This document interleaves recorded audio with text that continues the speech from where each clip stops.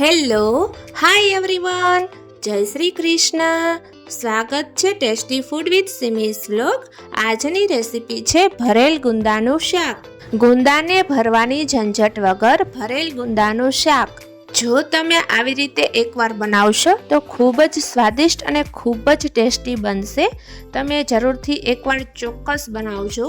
તો સૌ પ્રથમ મેં 250 ગ્રામ ગુંદા લીધા છે અને ગુંદાને અંદરથી જે બીજ હોય છે અને જે ચીકાશ હોય છે એ કાઢી લીધી છે.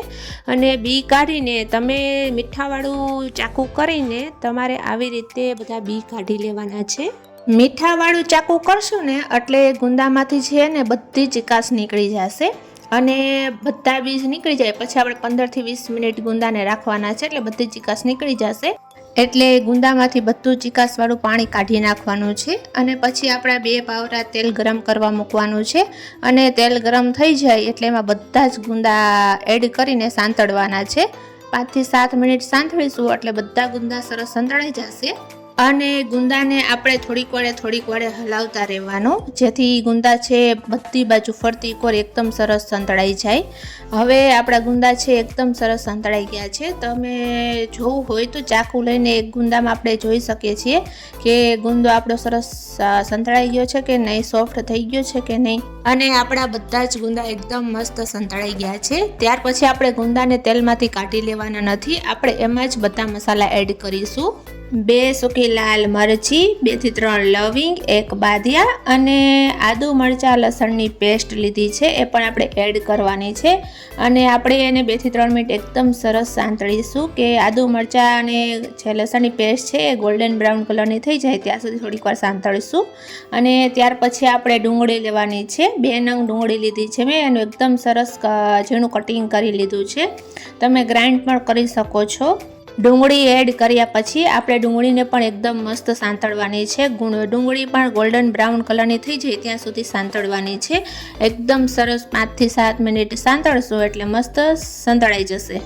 ત્યાર પછી આપણે એમાં 1 ચમચી મીઠું એડ કરીશું અને એકદમ સરસ બરોબર હલાવીને મિક્સ કરીશું.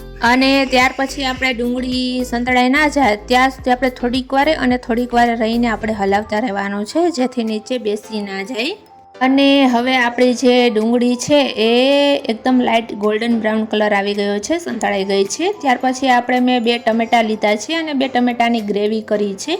તો આપણે એમાં 2 ટમેટાની ગ્રેવી એડ કરીશું અને ત્યાર પછી એને પણ આપણે હલાવશું, એકદમ સરસ મિક્સ કરીશું. ડુંગળી ટમેટાને એકદમ મસ્ત ગ્રેવી મિક્સ થઈ જવી જોઈએ અને ટમેટાની ગ્રેવીને પણ આપણે સાંતળવાની છે. ટમેટાને પણ આપણે 5 થી 7 મિનિટ સાંતળીશું જેથી ટમેટામાં પછી જે પાણી છૂટે છે પાણી બધું બળી જવું જોઈએ. એકદમ સરસ તેલ છૂટું પડે ત્યાં સુધી આપણે સાંતળવાનું છે.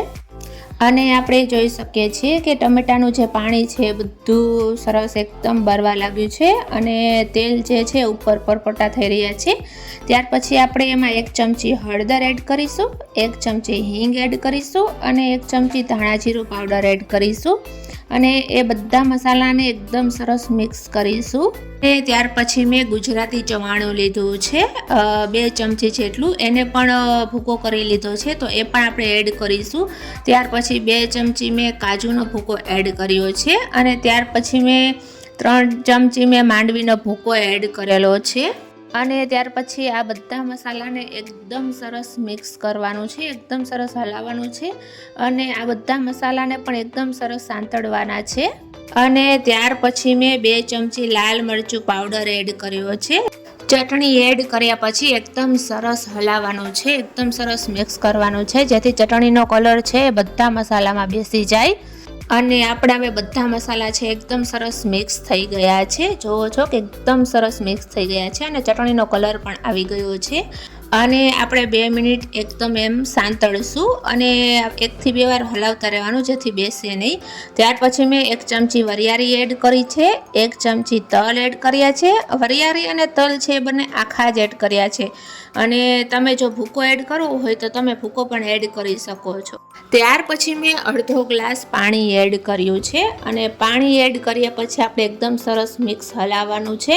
અને ત્યાર પછી આપણે એકદમ સરસ મિક્સ હલાવાઈ જાય અને એ જરૂર મુજબ પાણી એડ કરવાનું છે. તમને એવું લાગે કે વધારે ઘાટી થોડી ગ્રેવી છે, બધા મસાલાને થોડુંક પકાવવું પડે, તો તમે પાછું એને થોડુંક પાણી એડ કરી શકો છો. ત્યાર પછી આપણે ઢાંકીને 2 થી 3 મિનિટ એને ચડવા દેવાની છે અને વચ્ચે જોતું રહેવાનું અને હલાવતા રહેવાનું કે મસાલા બધા છે બેસી ના જાય. એટલા માટે આપણે એને 2 થી 3 મિનિટ આપણે ચડવા દઈશું અને પછી જોઈ શકો છો કે ઉપર પાણી બધું બળી જાય અને આવી રીતના પરપટા પડે ને એટલે આ બધી ગ્રેવી છે ને એકદમ સરસ પાકી ગઈ છે. અને શાક પાકી ગયું છે એમ ક્યારે ખબર પડે, કારણ કે પાણીનો બધો જ ભાગ છે એ બળી જવો જોઈએ અને ઉપર એકદમ સરસ તેલનું પડ થઈ જવું જોઈએ, તેલ છૂટું પડવું જોઈએ. ત્યાર પછી આપણે સ્વાદ અનુસાર ધાણા ભાજી એડ કરીશું. તો તૈયાર છે ભરેલ ગુંદાનું શાક.